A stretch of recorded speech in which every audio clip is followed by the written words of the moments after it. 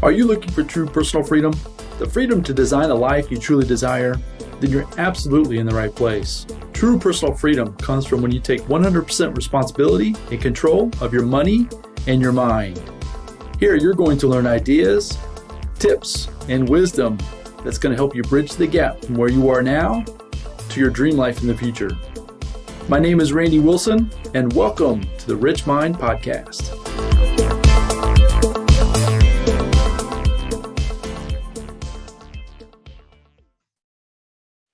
Okay, welcome everybody back to the Rich Mind Podcast. And today I have a great friend of mine. He's a multiple best-selling author. He is a prolific speaker. He's just a fantastic human. And I'm super excited about this conversation. We were just having a conversation before we hit record that it's one of those things that every time I get to talk to this gentleman, you never know what you're going to get, which makes it super exciting, a lot of fun. I'm always learning from him, his experiences, which I know is going to be super valuable as we share those stories with you today. So today I want to welcome Dan Armstrong, the one, the only, the legend from Lancaster, Pennsylvania. Dan, welcome to the show. Thanks, Randy. We always know when someone is not from Lancaster when they say Lancaster. Lancaster. It's the weirdest thing, but it always pops right to the forefront when you hear somebody says where you're from. But thanks for having me. I so appreciate the opportunity to share my life and some stories and perhaps some gems of wisdom for people to take away. So before we go further, tell me how to pronounce it then. Obviously I'm doing it wrong. It's not Lancaster. It's say it again. It's kind of Lang, L-A-N-G. Yeah, Lancaster. Lancaster. Yeah, Lancaster. Interesting. Yeah. Wow. Okay. I don't think I'll ever get that right, but I'm going to practice that after we get off this podcast here. Okay. Does that sound like fun? Yeah. Rest of the day I'll be like Lancaster or whatever. You have to slur it right together. Lancaster. Lancaster. Yeah, I'm from Lancaster. Yeah. Well, now every time I introduce you or think about where you are or where you're from, that's going to come top of mind. So that's, whether or not the folks listening will find that valuable or not, we'll find out. But anyways, Dan, super excited that you're here, man. Can you take just a couple of minutes, let everybody know who you are, just a little bit of, a little bit of texture of kind of the things you've accomplished, things you've done. That way people get to know you a little bit better, just like I have. Sure. Yeah. I mean, I was born in Lancaster, and I was born with a cleft palate and a very difficult speech impediment to overcome. I was in the Lancaster Cleft Palate Clinic probably every month for years until they could build a plate to fix what surgery couldn't fix. And that plate is something that is still with me today, many of them, but without it, I can't have a conversation like we're having, and you would have to pause every so often and say something like, can you repeat that? Because it's a very air-filled quality of speech. And I always thought it was funny when they say you have a different quality of speech, because I always thought quality was good. And I thought, well, it's not good. It's a horrible quality. So I grew up with that. I grew up with a family that was very encouraging and loving, and we had a singing group, the Armstrong Family Singers. I wish I had an album here. I usually have one nearby, but I don't today. And we would travel all over the country. It was a gospel quartet type group, and I had to sing one of the solos, and it really was a stretch for me to be put on stage like that. But my mom and dad acted like I didn't have a problem, and that's probably what helped me overcome a lot of it when I was younger. So that's my background. That's where I'm coming from. Basically, something I had to overcome, and really think about even today as we speak. Most people don't realize, let me clear this notification. Some people don't realize that when you have a deficit or a birth defect, that it doesn't just go away.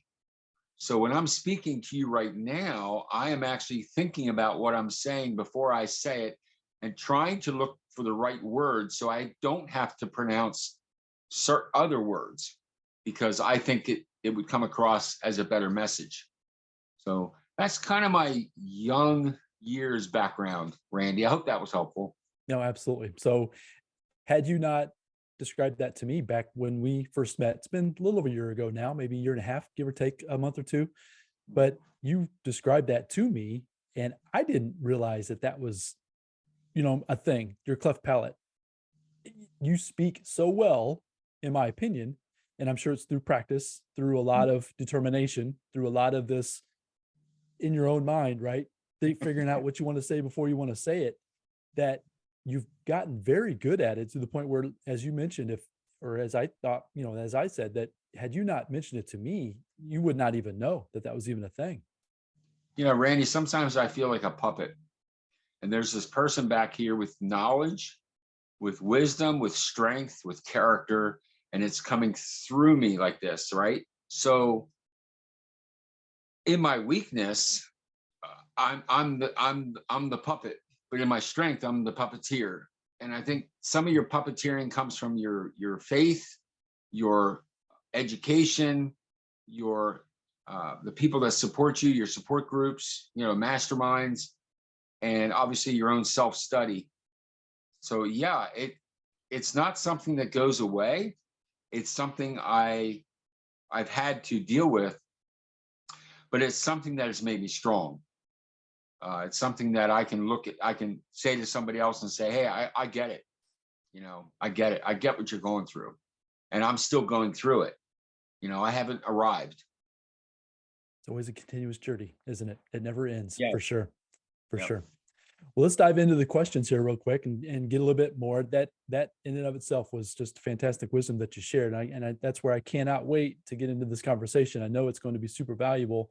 We'll dive into these questions and we'll see where we go from there.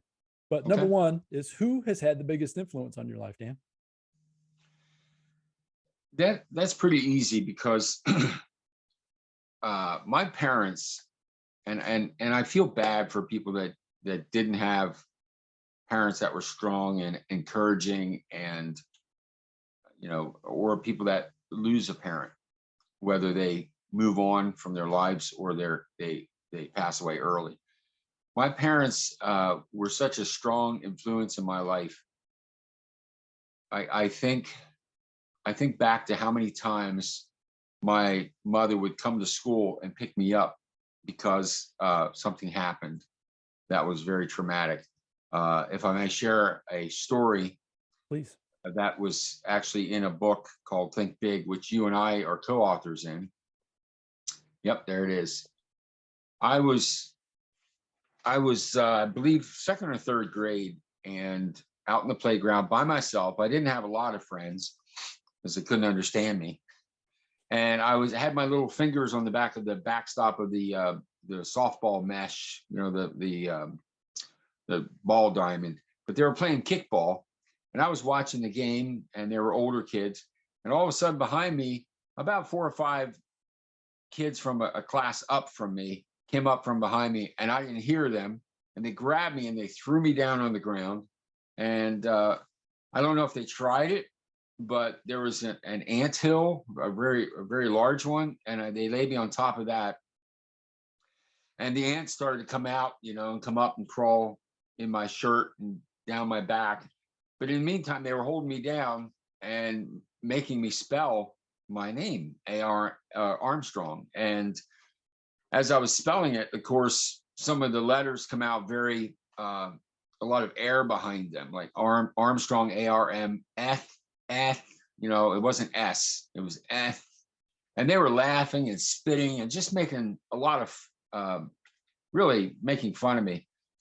And eventually, I started to cry because, you're being held down on a playground. Nobody's coming to your rescue. More people are watching. Ants are crawling through my clothing and on my skin. And a teacher yelled, get away, boys, whatever. So I stood up and I started brushing all this stuff. I could feel them. I could feel the bites. And I ran to her side thinking that she was my rescue. And instead she looked at me and said, "What's wrong with you? Hmm. You know, what are you stupid?" She said something so horribly that it just, I just crumpled down, and I rolled up like a little, like in a fetal position. Excuse me. They called my parents. I don't remember where I went from there, but I do remember, in my memory, I do remember sitting in a bath of Epsom salt and my mother bathing me with all these bites all over me from ants. And she said, "Someday, you know, God's going to use you. Someday you're going to tell your story. You're going to be able to help other people. Believe this, Danny." And I didn't believe it. You know, I was a little kid sitting in a bathtub that was just beat up, that can't even tell people how I feel. So, but my mother was the kind of person that would sow her life into other people more than she would herself. I mean, she had a lot to give, and it was from her childhood. You know, they were very poor. She was born during the Depression, and they traveled around looking for work in the Midwest and the West the states. And in fact, at one time they lived in a tent. And I think because of that background, and because of where she was at this time, you know, in Lancaster, and she was having these kids, that she reflected on the past, but took the past that was an obstacle and she overcame it by sowing more into her family and other people. Not just, I mean, we had, I don't know how many foster brothers and sisters we had in our home. Maybe not legally foster, but we had people always coming over to our house, staying for a week. Or, you know, we had a family one time that my dad, somehow they met and they got to know him, but they lived in New York and they had to come down to Lancaster. They were losing everything. And my mom and dad brought this whole family into our house, and there were 7 of them, and there were seven of us. So there was 14 people living in this house, and I don't remember it being a problem. It Hmm. was just such a natural outflow of my parents and how they loved people and opened up their homes. So that kind of behavior, you know, that begins to resonate in your own heart, that you want to be like that, that's just normal behavior. And that's the key. It becomes normal behavior when you surround yourself with people that you want to be like. It becomes normal behavior for you to study, for you to want to know more about what you can be, and where you can go if you surround yourself with people with that same mindset. So I would have to say my parents. I know that was a long-winded answer, but that's what it is. That's fantastic. Yeah, I've heard you share that story. The ant story is what I Yeah. call it in my own mind. I don't know if you kind of have a title for it or not, but anyways, that ant story is, and every time you tell me and share that story, it just, I can vividly remember. I've had a little bit of a bullying uh, incident when I was in first grade, kindergarten, first grade, that maybe wasn't to that extent. But at the same time, it takes me right back to that moment for myself, that I can vividly remember that. And I can see you going through that too. And now that I've known you as an adult, right? How that event really transpired to the point where it's helped you, right? And as far as being able to communicate, taking that adversity, turn it into a triumph, and trying to get better with that through your mom's help, through support, through those types of things for sure. Yeah. Yeah, that's awesome. And what's amazing is because of that support, I came out of my shell in junior high. It took that long to even really. I mean, I had a couple friends, but to really come out of my shell, I tried out for a play in 8th grade, and I got the lead role. And I think it was because, and it was a musical, and because my family had been singing on the road, and because those muscles from singing became strong, even though the quality wasn't the greatest.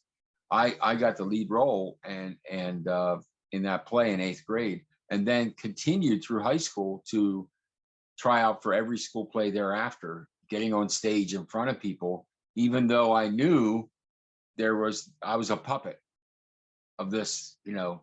So I think because of that, I developed something called synesthesia, where when I hear music, I see colors and shapes. Hmm. The same thing is true when I hear myself speak, I see colors and shapes. So sometimes I borrow an orange wave instead of saying something in yellow straight line. And it's a magical thing that goes on. I can't quite describe it, but it's called synesthesia. And it actually has been pretty fascinating to watch the world through through that lens. That's fascinating. You've never shared that with me before, at least not that I Yeah. recall. I've never heard of that, to be honest with you. Say that term again, synesthesia? Yeah, synesthesia. Synesthesia. Like when I see people in colors. I was speaking at a businessman's meeting many years ago. It was when I wrote my first book, this one right here, The Adventures of a Real Life Cable Guy. And I was asked to come speak to this group about being a writer. And there were some people in the group, and I mentioned this synesthesia. Well, afterwards, this woman came up to me and she said, that's very interesting that you said that. Could you tell me what my husband is? And she took me over to the table where he was sitting. And I said, I don't know if I want to say it. And she said, what? And I said, he's brown and he's got black, and you deal with depression and you feel like there's no hope, but there is hope. And your wife is green and she's got the life in her and she's trying to breathe that into you, but you have a block up. It's a black block, but you're basically brown. And he looked at me with a face like this. I thought, oh crap, I'm wrong. And a little tear came out of his eyes. And his wife just started, yes, that's him, that's him, that's him. And I walked away because I couldn't handle it. I could not handle it. And so, yeah, you have a color, you're blue. I'm blue. Very blue. You're excited. You're excited. You've got some drama, some deep blue where there's some thick stuff you had to get through, but your lighter blues are the smiles and the love and the genuineness that you have, the awareness of your surroundings. That's who you are. You're a blue. So I've never told you that, but that's who you haven't. are. That's awesome. Wow. Talk Yeah. about an instant smile. I just a total calm just came all over me instantly. That's pretty cool. Well, that's what blue does. A blue person also brings calm to other people. Think of a beautiful blue sky as compared to murky waters. You know, this man I had met, it was like murky waters. There was something very, very distressful about his life. And I had to just step away from it because I didn't want to touch it. So I would, as far as colors, and we can go into this a little bit further, that just blue, I'm very drawn to blue, the color blue. Okay. The book that we're in, the Think Big book, is blue. The branding for this for the podcast is in blue. The branding for my website is in blue. The branding for my everything is in blue. I like red. So red's probably, I would consider like my like a car color, or you know what I mean? It's almost like I feel like that's adventurous. But as far as like branding and just what makes me feel good, blue absolutely is my color. And that's I had not ever thought about that until you just said that. That blows my mind. Red people are usually sharp in the sense that I feel like they could dig into you without intention. And there are also people that take risks. And I see people in different colors too. There's certain people have different brand or different shades of color that perhaps like your blue might be different from someone else's blue. Yeah, well, so I know to me, I'd see it like red being like a fantasy. Like that's what I like, right? That's what I want to go do or be, right? So it gets me excited. Whereas the blue is almost like kind of the day to day. That's kind of how I'm seeing it in my own mind as you're describing that. That's fascinating. Red is a risk. It's somewhere you want to go, but you're not quite sure how to get there. That's in your amen to that. That life in general, for sure. Yeah. That's cool. So dealing with that, and what helped develop that over time was when I became a cable guy, you know, when I was 20 years old, I started to meet 5, 6, 7, 20 people in a day's time. So that got developed, like majorly developed, where you were able to determine who people were, basically just by showing up. Yeah, and you could relate to them quicker because I could see who they are like that. Within 3 to 5 seconds, I could develop, okay, I know who these people are. I know what they need. I know how they relate. So I'm going to attempt to do that. And I'd say 90%, 95%, pretty accurate, where I could develop rapport within a couple of minutes or within a couple of seconds, depending on that person. So, and then when I tell the stories, the colors in the back of my mind, as I discuss things, people would say, wow, I felt like I was in the room when you were telling the story. Now, whether they realize it or not, the descriptions I was giving is coming from a color schemed perspective. I may not use the color, but it's coming from that perspective. Wow, that's fascinating. And we had never talked about that before. That's super cool. We're We gonna have have a to dig lot into more to that. talk about. Yeah, we're gonna have to dig into that, man. Yeah, that's super cool. I love that. But let's move on, and maybe we'll come back to that too towards the end. But as far as going into the second question, you've already talked about some of the challenges that you've been through with your story about the playground and that kind of thing. But the Yeah. second question leads into about a challenge, and you can talk about the same one or even talk about possibly a potentially a different one that you've had to overcome. And what did you actually learn from that challenge? Randy, I think tying it back into the birth defect, what you have a tendency to do when you are less than other people is you compare. So you see someone in the class who's accelerating because they're raising their hand, they're answering the questions, and I sit there and I know the answer, but I can't do this. So at a young age, you start to compare yourself to other people. You don't measure up. You get to a point where, like, I wrestled in high school, right? So I would compare myself to the other wrestlers, although I did pretty good. But I would compare myself. When I would act, I would compare myself to that guy or that girl. Like they just are so much better. So it becomes a habit, and habits are hard to break if you can't replace them with something else. So I remember I was in a band, and we traveled all over the country. I was asked to join this band when I was 18. By the time I was 23, we had a contract to do 3 albums. We did one, and the song I wrote, Saturday Morning Cartoons. You can hear it on YouTube. Just type in Damascus Saturday Morning Cartoons. It's on YouTube. I would compare myself to singer-songwriters, like, well, they're better than me. They're better than me. And ironically, the song Saturday Morning Cartoons has been played on radio stations more than any other song on the album over the past almost 40 years. Wow. It still gets played once in a while. I hear about it. People tell me, hey, I heard your song. So, but still you compare. So what you have to do is you really have to get egotistical, but not in an egotistical way. And let me explain that. Who am I? What am I good at? What can I do from where I am with what I have? So you have to reflect on yourself. And then when you do that, you start to build on your strengths instead of somebody else's. So you do build your ego, but not in a way where you are glorifying yourself. If anything, you are praising yourself, but you're praising yourself. You're not doing it in front of other people.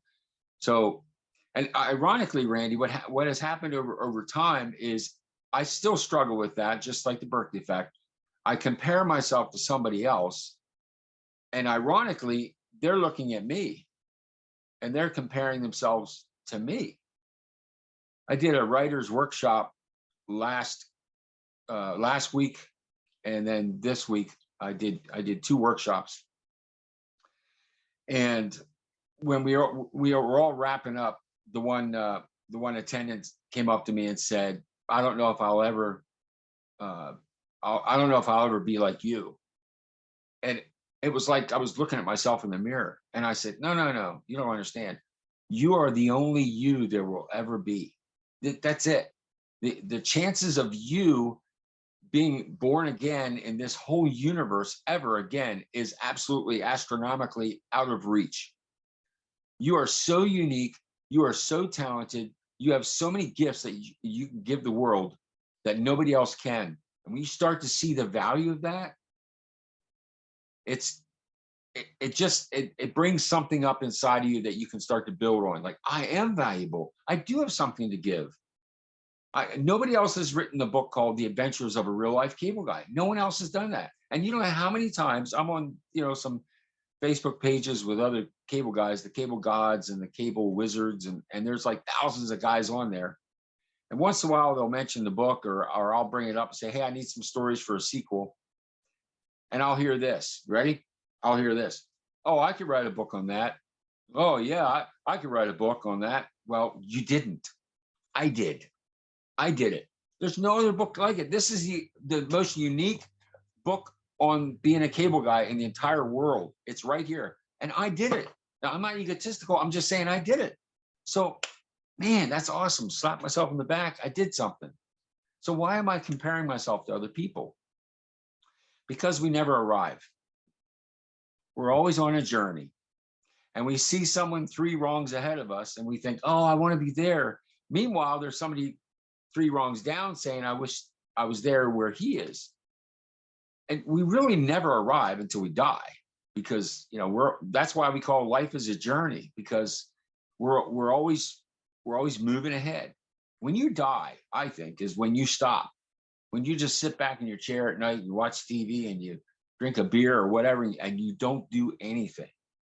You don't ask people their opinions. You don't read a book. You don't go see a good movie. You don't get together with friends and talk about life. You don't educate yourself. That's when you die. There's so much more to life. But anyways, comparing has been one of the biggest struggles. And that's something I still do. I'm still doing it. I'm still learning how to overcome that. But I will tell you, the more I travel in this journey and make these progressive steps, the more I realize that I am unique, that I'm the only one that can be Dan Armstrong. I'm supposed to be Dan Armstrong. That's it. I'm not supposed to be Randy Wilson. I'm not supposed to be somebody else that I adore and love. I'm supposed to be the best me, faults and all, faults and all. Beautiful message. That's awesome. Thank you for sharing that. So this kind of correlates into you've touched kind of all 3 of the questions kind of with the answers that you've given. So I'm intrigued to hear what the next answer is going to come from, as far as, so I'm really big on wisdom. I'm like you're talking about the 3 rungs ahead and the 3 rungs behind, and leaving the breadcrumb behind you as you go, right? Trying to help folks come along on this journey, because at the end of the day, none of us know 100%. We might have a little bit more experience than others.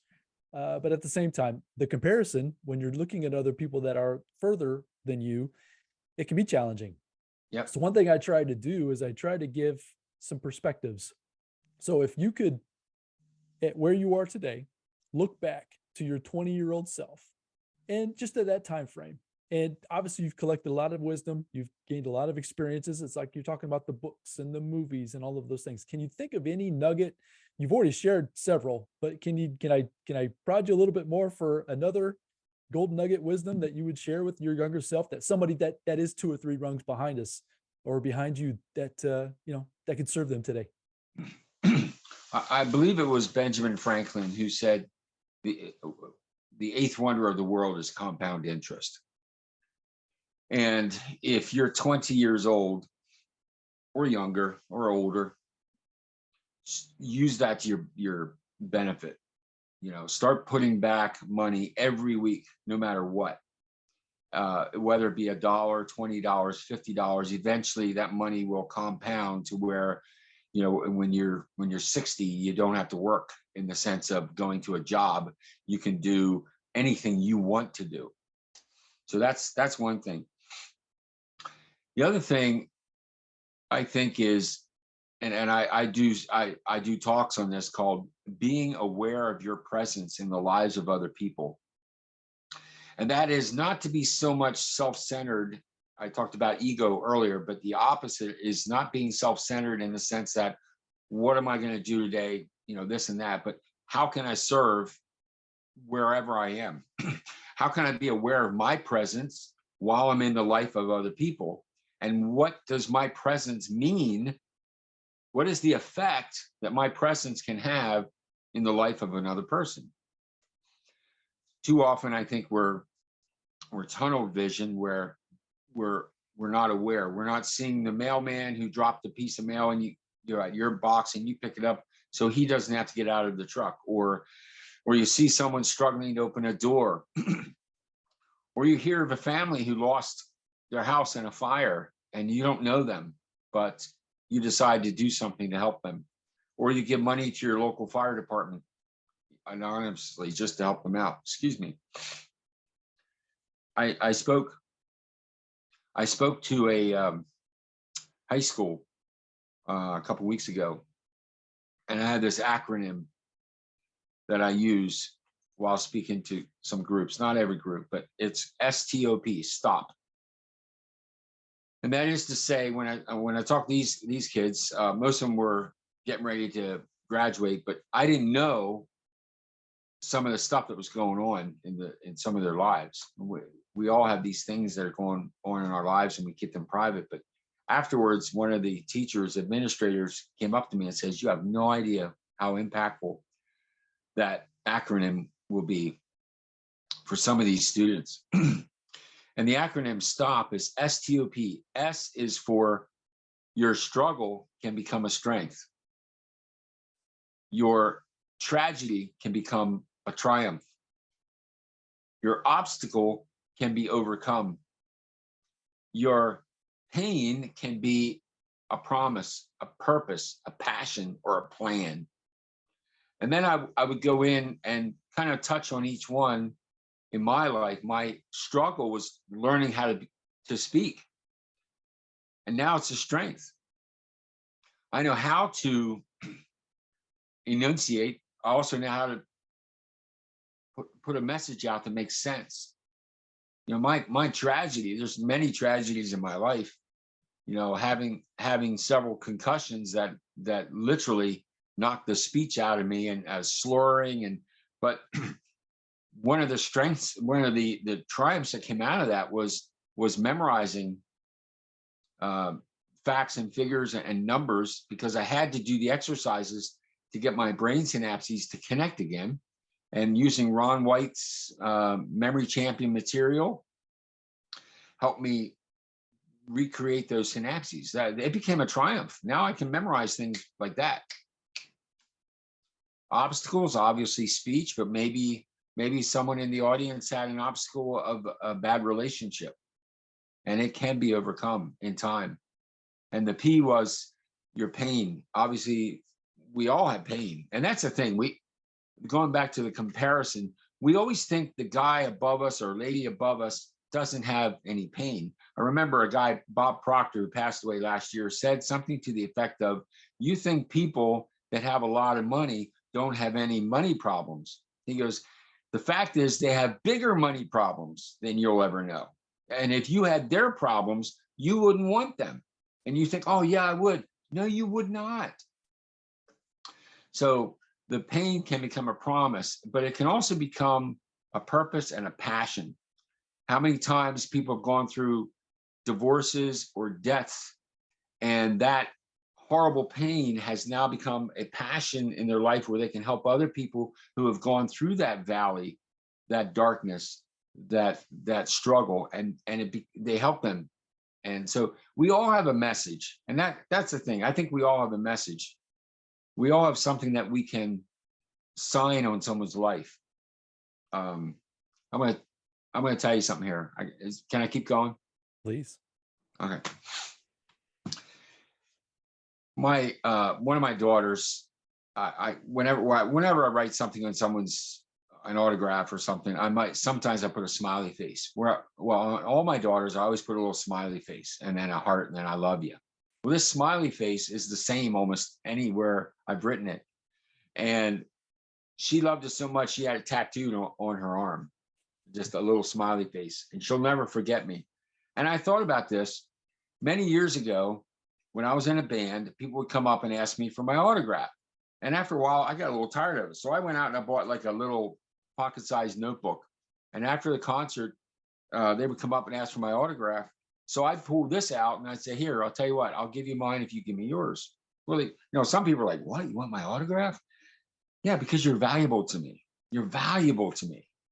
And I always felt like that was, I don't know, it was just a way to lift them up. We're the same people. We both sit in the toilet every day, right? We have to do the same things. We put clothes on, we take them off, whatever. Then when I wrote the first book, The Adventures, I brought my ladder into the book signing room, and I had people sign my ladder with black magic marker.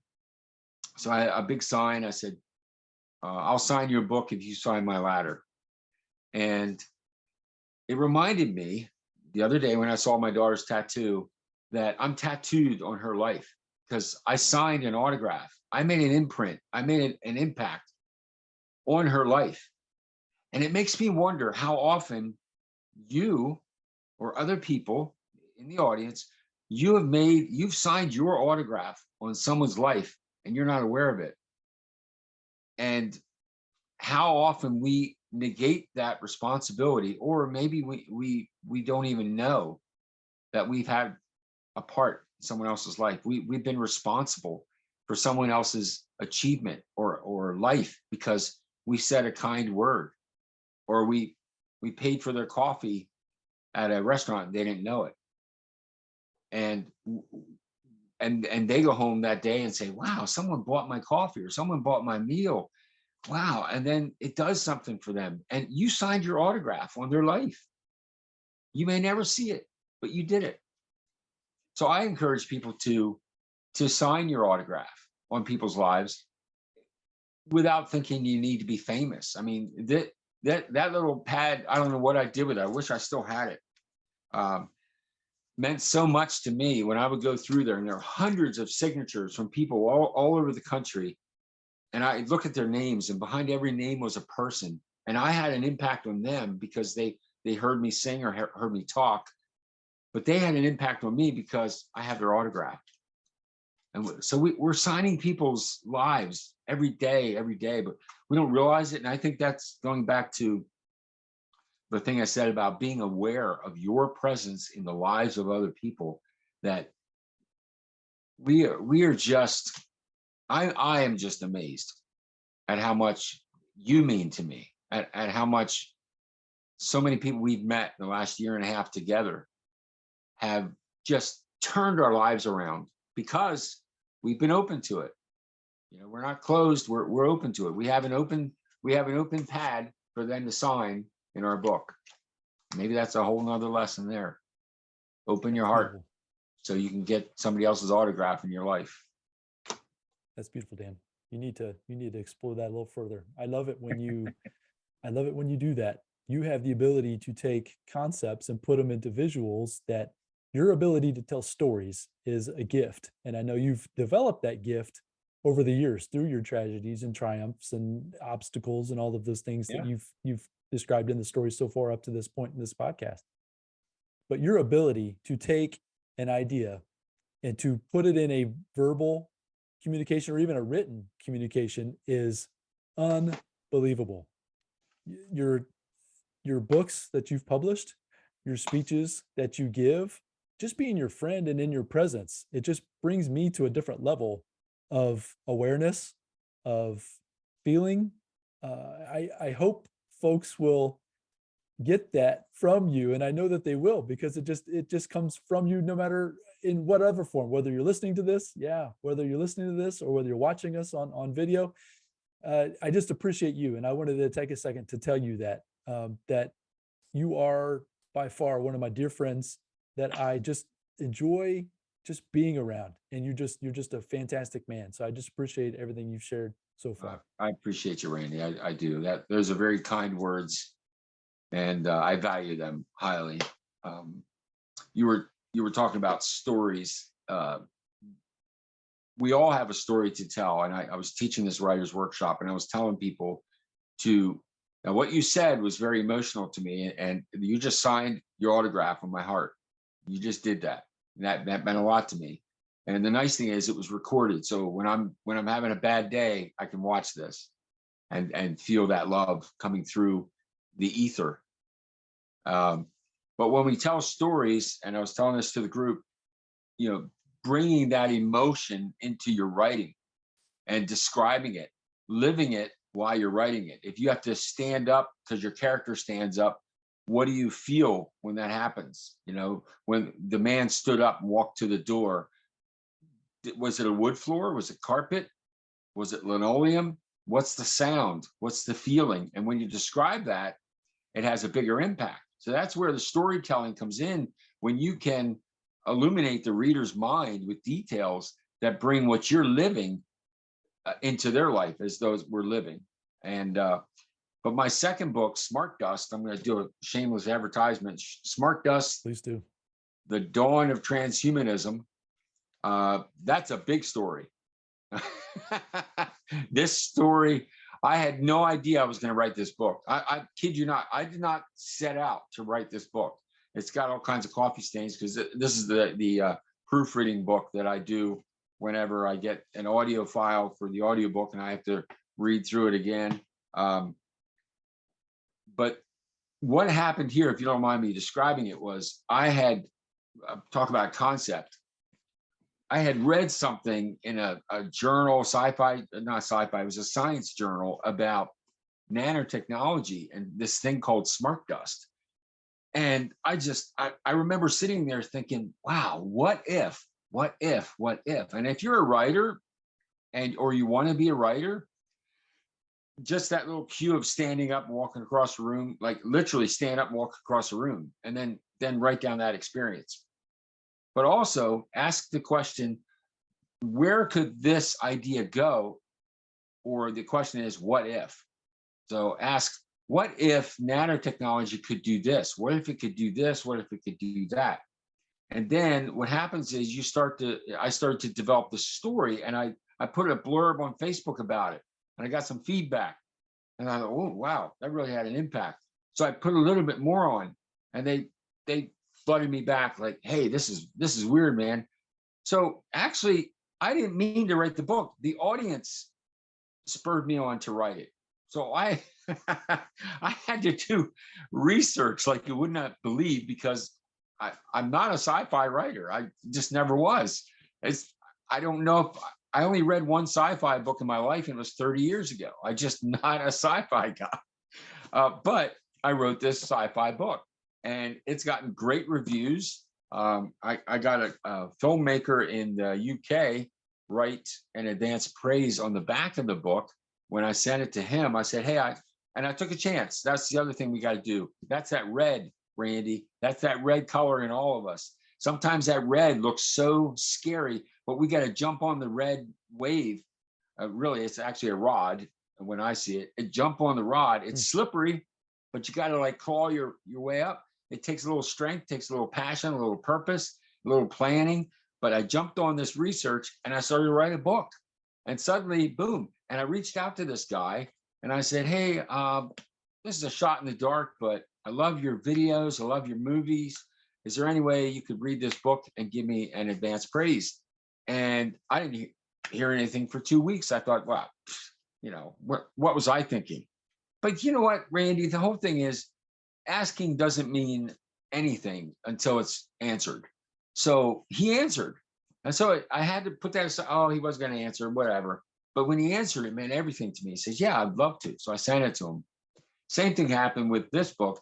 I asked Ron White 8 years ago, maybe 8 years ago, hey, Ron, you don't know me from Adam, but your courses on memory helped reconnect synapses in my brain. Would you read this book and let me know what you think? And he did. And he usually doesn't do that. But anyway, so this got published in 2021, and it's now in the UK, India, Germany, and there's another country I saw. I purchased one copy. But it's a big story. But I didn't mean to write it. But it was supposed to happen. So I let the creative juices flow because it became a passion. Because I was being spurred on by people who were aware of their presence in my life. They connected to me. They signed their autograph. Hence the reason why you just kept going, which has led to another book that isn't published yet, I don't believe, but it's kind of a carry on from the story of Smart Dust. So folks, I would recommend you go out and get a copy of Smart Dust, and we'll give you a place here at the end. We'll definitely have it in the show notes where you can grab a copy, but there's been a new version of the story that has hence become real, and that you're working on, I believe, as we speak. Yeah, it's called Smart Waves, And there is a technology out there called voice of God technology.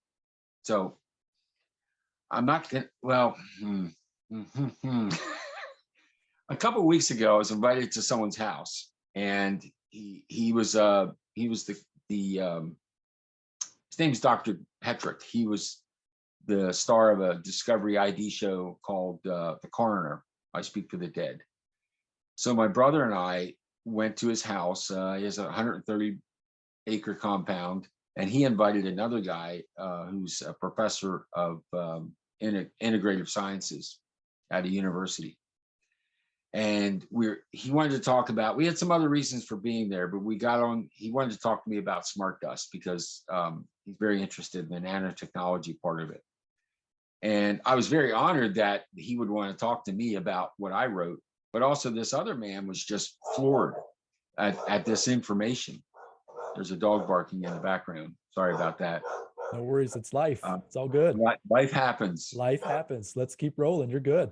They were interested in how this came about and how I found the research and how I put it together as a fictional story, a fictional story, a novel based on real technology. And during the course of the conversation, Dr. Graham said, are you writing a sequel to this? Because your novel is prophetic. It just boggles my mind how you put this all together in one place. And I said, yeah, I am. It's something called smart waves. And I'm going to integrate the idea of FM frequencies, frequency modulation, where you can implant, obviously a fictional book, you can implant messages and influence a population, kind of like an Orwellian type communication, which I've never read that book, by the way, Big Brother 1984. Never even read it. I don't want to read it because I don't want to be influenced by it. But sorry, man. The other PhD guy goes, whoa, what are you talking about? So I started talking about this thing called VOG, Voice of God technology. And he goes, and he picks up his phone, starts looking at it. And I started to describe how you can implant messaging in this. And he about freaked out. He was, what? Oh my gosh, it's real, but is it being used? I don't know. But I said to myself, what if? What if it was? What could this be? So I'm working on the second book called Smart Waves. And then I have an idea for a third book called Smart City. And that basically is, I can give you a synopsis unless someone will steal it, but it doesn't matter because they're just ideas. Smart City is, there are things called 15-minute cities. They're developing them now, and it's to lower the use of gasoline and carbon emissions by making your world smaller. So everything you need is within a 15-minute drive or walk, so you don't have to travel far, and it's better for the environment. Well, my idea is that they create these smart cities after smart dust and smart waves have been imposed on society, and now the smart cities are places where we're all assigned to. And somewhere along the line, somebody comes out of the one city and gets to another one, realizes they have it better. There's that comparison thing, right? Mm-hmm. They have it better. So they come back and tell people now there's these civil wars going on with all these smart cities. And so that's the third concept. I got to finish the second one first. How far away are you from getting to smart waves being complete? I'm halfway through it. I got about 40 or 50,000 words written. I'd like to have about 100,000 to make it a decent novel. I had to set it aside because we're working on the audiobook for Smart Dust, which should have been done last winter, but and that's something else I tell people. If you're going to hire people to do things in the publishing world, get some references, get some people that can back up the people that you want to hire. I'm in a real pickle right now. I'm trying to get through this thing. We're almost done. And every time I think we're done, we hit another obstacle where something wasn't formatted right, or we're missing a chapter, or it's out of sync or something. It's just one of those things that I have to learn that, this is a stop. This is a struggle. What's my strength from it? This is a tragedy. What's my triumph from it? This is an obstacle. How can I overcome this? And this is a pain right now. But what will be the final, purpose of it? And so I do ask myself that all the time. There must be a reason why this is delayed. I don't know why, but there must be a reason. So I try not to get hung up on it. I just plow through it. So Keep moving forward. that's the answer to smart waves. That's on the side for now, but I am working on it. Yes. Which is fantastic. So as far as things happening for a reason and you don't know why, our paths coming in contact over the last 18 months or so has been one of the joys of my life. And I just know that this conversation that we've had and all the conversations that we're going to have in the future are just going to just keep growing, right? We just keep growing individually, which then we can bring that information to each other and keep trying to give and support.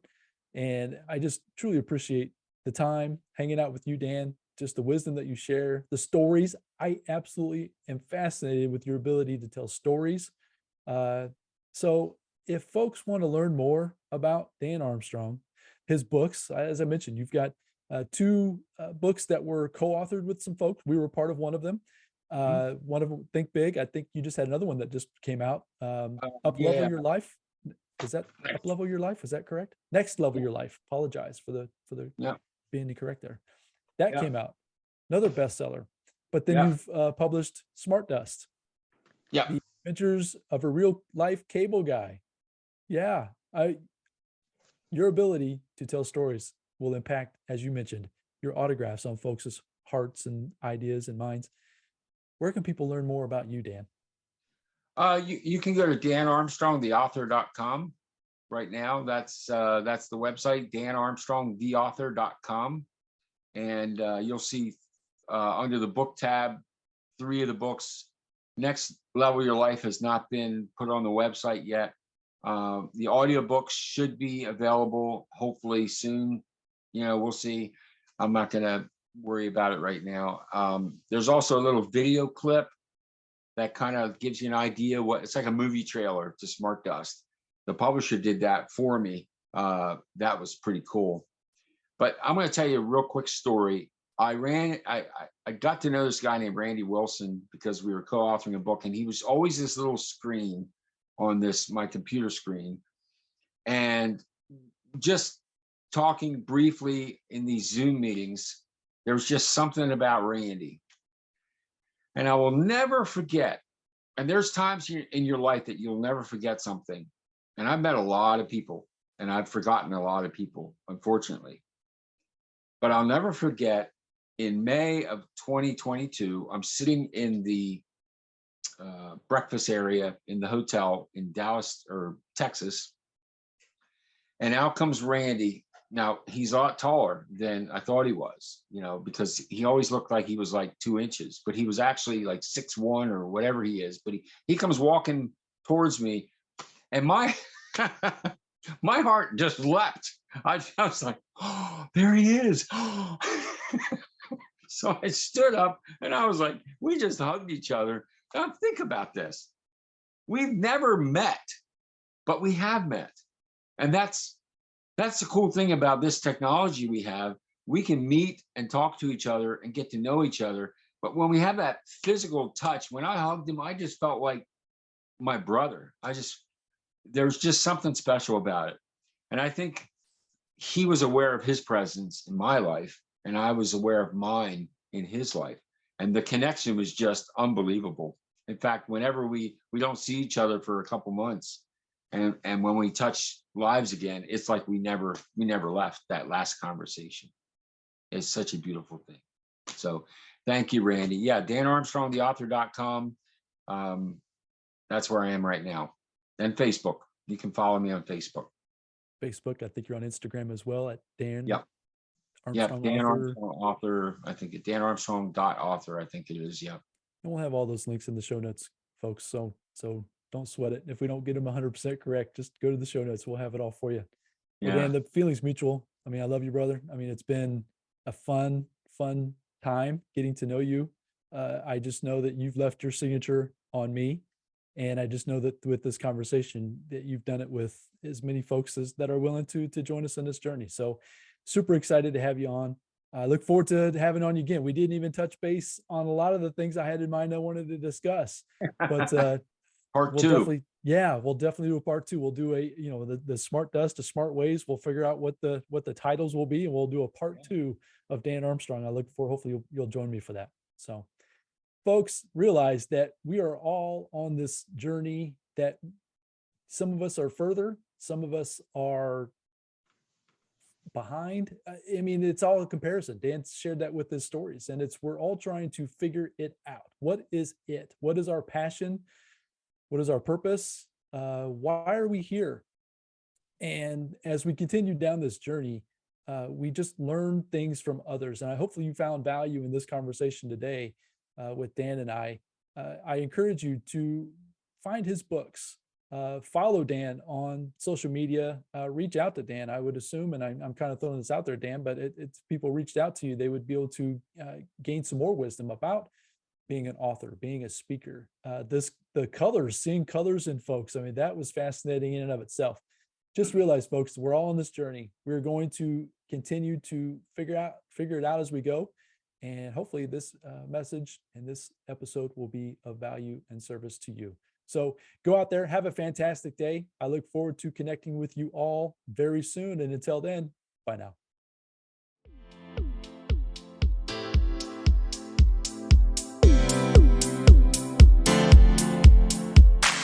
Thank you for joining me on the Rich Mind Podcast. I hope you found a ton of value in this episode.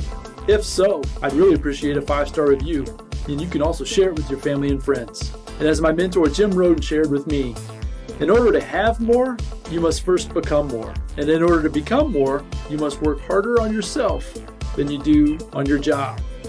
So go out there today and work harder on yourself to become more and build the life of your dreams. Until next time, my friends.